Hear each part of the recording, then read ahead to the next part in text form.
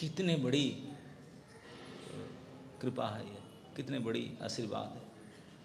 इस बात को याद करते हैं भगवान कि गुरु के प्रसन्न करके हम लोगों ने क्या प्रसन्न किए, थोड़ा सूखा लकड़ी लाने के लिए गए थे और उसके लिए हमको कष्ट सहना पड़ा।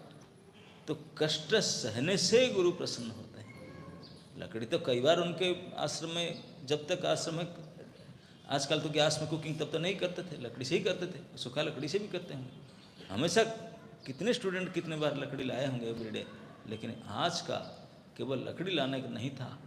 गुरुजी प्रसन्न को लकड़ी लाने से नहीं हुए थे, वो जो इतने बड़े कष्ट सहन किए, सारी रात में बारिश में ठिठुरते हुए ठंडी में, ये शरीर को इतने कष्ट दिलाए गुरुजी के लिए, कोई अपना स्वार्थ इसमें था नहीं।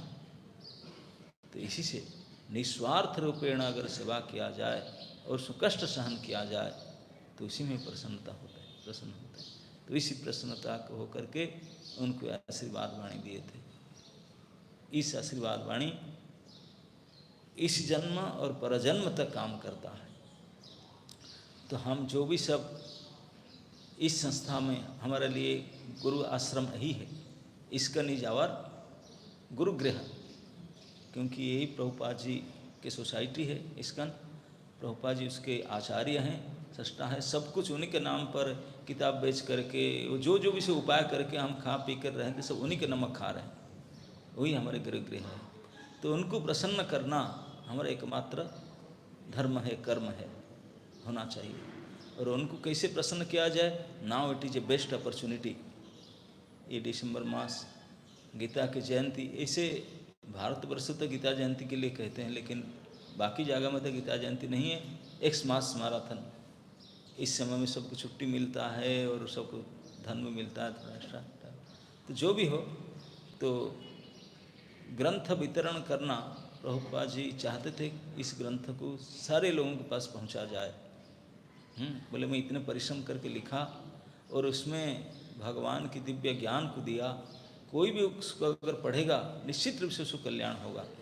आप अगर जितने अभी भक्त बने हैं सबको अगर इंटरव्यू लो तो मोर देन 50-60% कहेंगे कि ये पुस्तक पढ़ करके हम चेंज पे आए हैं, प्रैक्टिकल है। और हम आए तो ऐसा नहीं क्यों, लोग आते ही रहेंगे, आते ही रहेंगे। ऐसा बात नहीं कि ग्रंथ दे दिया लोग, तो कई लोग भारतवर्ष में तो आज इट इज भगवद गीता, आज इट इज समझे ना। हम जाते हैं 4 साल के बाद इस गांव में, वो दुकानदार कहेगा कि हाँ जी पढ़िए, मैं तो जल्द नहीं खोला, मतलब वो जो पॉलीथीन कवर अभी तक नहीं खोला, आज इट इज रखा हुआ, वैसे ही रखा हुआ है, खुला ही नहीं। आप आए तो लेके जाइए स्वामी जी। क्या कर, किसी ने आके पकड़ा दिया, अभी तक ऐसे ही रखा हुआ, आज इट इज रखा हुआ, तो इसे रखते हैं, ऐसा बात नहीं है। तो इसको सुन करके हम हताश हो जाते हैं, अरे हम देख रहे हैं कि पढ़ते तो है ही नहीं, लोग पढ़ा देते हैं, पढ़ते नहीं हैं। लेकिन प्रभुपाद बोलते इसी में निरुत्साह मत हो। हम अपना रिजल्ट ओरिएंटेड नहीं होना चाहिए कि मैं इतने मेहनत किया, इतने नहीं कर पाया, नहीं। भगवान कहते हैं कर्मणाम अधिकार अस्तु माँ फलेषु कदाचन। हम लोग को अपना परिश्रम करना चाहिए, दिस इज अवर रिजल्ट। हमको प्रसन्न होना चाहिए कि मैं 5 घंटा 7 घंटा आज इसके लिए परिश्रम किया, बस इतने ही संतुष्ट है आपको। रिजल्ट क्या होगा ये ठाकुर जी के हाथ में, उसमें आशा मत करो, कुछ देंगे, परिश्रम करना है आपको, बस इसी से। तो और परिश्रम करके देकर आते हैं, हो सकता है जिसको हमने पुस्तक दी वो नहीं पढ़ा, लेकिन उनके घर में, परिवार में, पीढ़ी में कब कोई पढ़ेगा हम कह नहीं सकते। जब कोई पढ़ेगा इस टाइम बम, उसी समय में उसी का पूरा जीवन परिवर्तन हो जाएगा, है नहीं। इस जीवन को, चरित्र को, व्यवहार को, आचरण को परिवर्तन करने वाला और कोई साधन, कोई दवाई, कोई औषधि नहीं है, केवल यही ज्ञान है, ज्ञान की पुस्तक। तो इसलिए हम लोग को अगर कष्ट उठा करके इस काम को करते हैं, क्या करते हैं, परिश्रम करते हैं, लोग पास जाते हैं, होगा या नहीं होगा उसको छोड़ दीजिए, रिजल्ट क्या होगा, but we should try our best. हमको परिश्रम करना है, परिश्रम ही भगवान देखते हैं कि वो परिश्रम किया कि नहीं। रिजल्ट वो चाहे देंगे नहीं देंगे अलग बात है, बट मेहनत को देखते हैं कि सच्चाई मेहनत किया कि नहीं।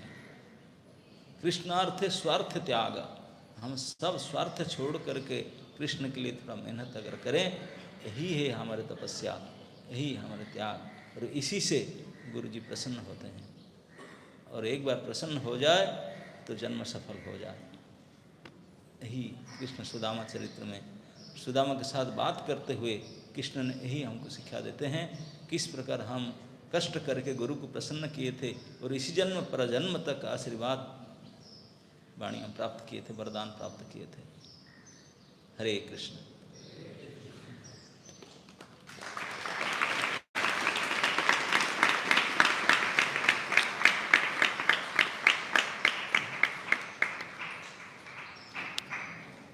Any comment or question? Yes, Narahari Prabhu.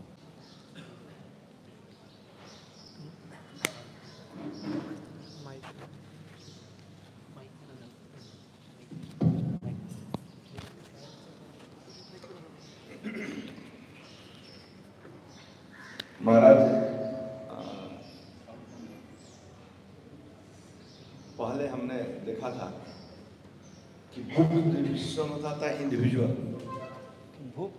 Individual होता था, एक एक आदमी को एक एक गीता दिया जाता था। तो लोग सदापूर्वक खड़ते थे और उसको लोग पढ़ते थे, और उस समय भी स्कोर दिया जाता था कि इसने एक भक्त ने इतना किया, स्कोर बनता था। लेकिन आजकल थोक में अभी जो बुक्स दिया जाता है, थोक के थोक दे दिया जाता है, पैसा स्पॉन्सर कराकर, और उस पैसे उसका क्या होता है पता ही नहीं। एक टेम्पल में, एक सेंटर में एक कंपटीशन हो गया है कि ये सेंटर ने इतना किया, फर्स्ट आने का ये रहता है। तो निश्चित है कि कुछ तो सदुपयोग होता है, लेकिन कुछ पुस्तक के नाम पर जो अमाउंट आता है उसका क्या होता है, और पुस्तकें कुछ स्पॉन्सर किया जाता है वो क्या होता है पता ही नहीं चलता है। तो ये कितना सच सही है? अब आप ही खुद बताएंगे इस मामले में। नहीं, आप बताइए। ये तो निश्चित रूप से उत्तम कोटि का सेवा है, जब इंडिविजुअल टू इंडिविजुअल घर घर जा कर के हमारे श्री चैतन्य महाप्रभु जो हमारे इष्ट देव है, वो जो प्रचार करने के लिए श्रीपाद नित्यानंद प्रभु को, हरिदास ठाकुर को आदेश दिए, भले गृह गृह गया, घर घर जा कर के बोलो, तो तभी उनके पास, भगवान के पास तो सर्वज्ञ है, तो इन थोक में कर सकते। भगवान खुद किए थोक में, जब दक्षिण भारत जा रहे थे, गांव को गांव हजारों संख्या में भक्त बनाए, लेकिन जब बोले उनको जा प्रचार कर, बोले इंडिविजुअल घर घर जाकर करने के लिए। तो इंडिविजुअल पिचिंग तो बहुत इफेक्टिव है।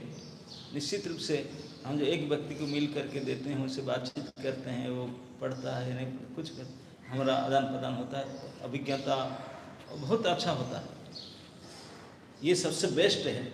अगर हम इसे नहीं कर पाते हैं, क्योंकि आजकल हम लोग रिजल्ट के ओरिएंटेड हो गए, हम लोग फास्ट होना चाहते हैं, थोड़ा हमको सुनना चाहते हैं कि हम भी इतने स्कोर इतना बढ़िया किए, इसके लिए फिर थोक में करना चाहते हैं, स्पॉन्सर वगैरह कराना चाहते हैं। वो भी ठीक है, बट इतना अच्छा नहीं है कि जितना इंडिविजुअल किया जाए। लेकिन इंडिविजुअल करने से इतना बड़ा स्कोर हो ही नहीं सकता, ये सही। तो आप स्कोर बड़ा करना चाहते हैं या भगवान को प्रसन्न करना चाहते हैं, आप प्रसन्न होते हैं, ये अपना अपना बात है। लेकिन जब कोई स्कोर भी ज़्यादा करते हैं, गुरु जी प्रसन्न भी होते हैं, ऐसा बात नहीं कि वो प्रसन्न नहीं होते हैं, वो भी प्रसन्न होते हैं, इतना सारे किया, पूरे समय इतना अच्छा किया। लेकिन अगर इंडिविजुअल किया जाए और अच्छा, अगर स्पॉन्सर करा करके फिर बाद में कम कीमत में बांटा जाए कैसे, तभी वो शुरू में महाराज, जब शुरू में रसराज प्रभु इसको चालू किए थे, तो स्पॉन्सर गीता को बहुत कम रेट में देते थे। लास्ट में जो जितना बचता था कम रेट में, जिसमें गरीबों को या नहीं तो स्कूलों में बंटवाते थे, बट वो सब सिस्टम ही बदल गया। अच्छा। और उस पर कोई बहुत ध्यान नहीं दिया जाता है। आया क्या हुआ उसका पता ही नहीं चलता है। महाराज, मेरा दूसरा प्रश्न था कि अभिमन्यु और धौम्य ऋषि, एक अलग युग की बात है। और इस कली युग में मैं कल वोट देने गया, जिस स्कूल में गया था माता सरस्वती का बहुत सुंदर दिव्य विग्रह जैसा लग रहा था, लेकिन वहाँ लिखा था कि कोई अगरबत्ती नहीं जला सकते हैं, पुष्प भी नहीं चढ़ा सकते हैं। तो एक तो युग बदल गया, तो हमारे उस युग के इतिहास निश्चित है कि उनसे शिक्षाएं मिलते हैं कि हमको ये करना चाहिए, लेकिन कोई कंपैरिजन ही नहीं है। हम एक पुष्प भी अपने देश में नहीं चढ़ा सकते हैं। और वो एक अलग समय था जो कि राजा के पुत्र भी होते हुए एक आश्रम में रहते थे, और वैसे ही जैसे सामान्य गरीब के बच्चे, उसमें अमीरी गरीबी की कोई भेदभाव नहीं होता था। आज तो वो समय गया, आज तो ये समय है कि हम जो जितना धनी है उसके बच्चे उतने ही हायर क्लास के, मतलब हायर उसको माना जाता है जहाँ पैसा हम ज़्यादा से ज़्यादा खर्च किया जाता है, जहाँ सुविधाएं होती है।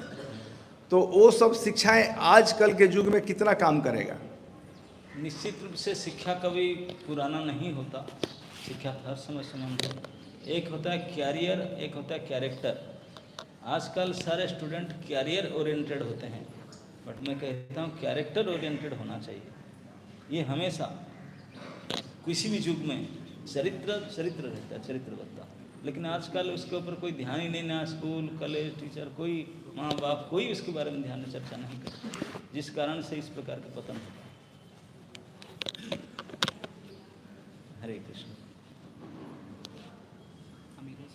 ओके, यस, कीर्तनिया।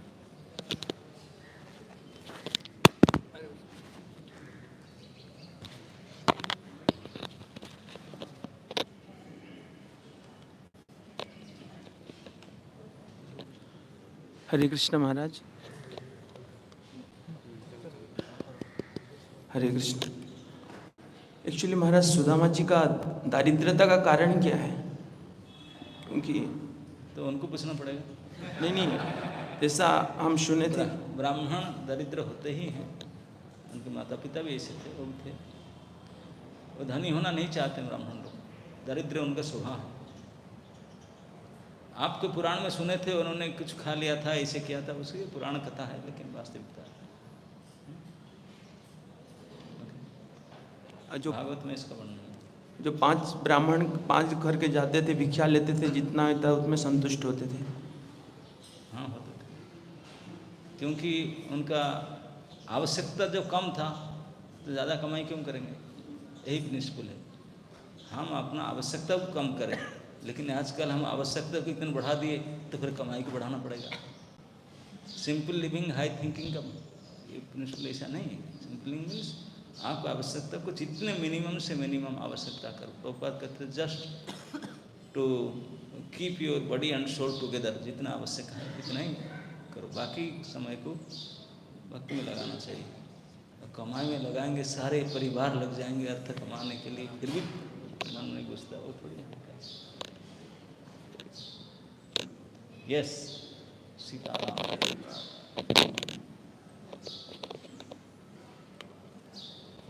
हरे कृष्ण महाराज जी, एक नरेंद्र प्रभु के प्रश्न के ऊपर कमेंट था कि मगर अभी नेशनल फेस्टिवल्स के कारण विद्यादान के बुक्स सारे वो इवेंट के लिए जा रहे हैं। जैसे अयोध्या में जो राम टेम्पल ओपनिंग हुआ था, करीब 1.5 लाख 2 लाख जो पूरे इंडिया का विद्यादान गीतास था, वो अयोध्या टेम्पल ओपनिंग में डिस्ट्रीब्यूट हुआ।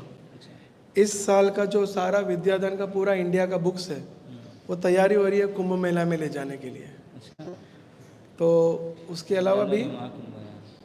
अलावा भी और अभी जो हमारे यूथ प्रीचर्स ने 2 गीता कॉन्टेस्ट लेके आए हैं, बहुत सारा भागवत गीता सब्सिडाइज में सारे यूथ प्रीचर्स को, राइट, यूथ प्रीचर्स है ना यहाँ पर, सारे यूथ प्रीचर्स को सब्सिडाइज होके उसमें चला जाता। तो ये बहुत बड़ा बेनिफिट हुआ नेशनल इवेंट्स।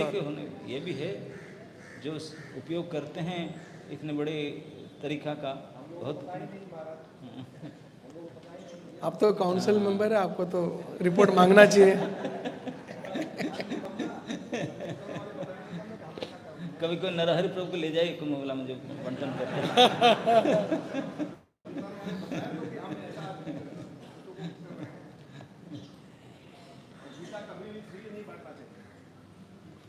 यस, तो भी सही। हरे कृष्ण। ग्रंथराज श्रीमद् भागवत महापुराण की जय। संवेद Hare Krishna, Krishna Krishna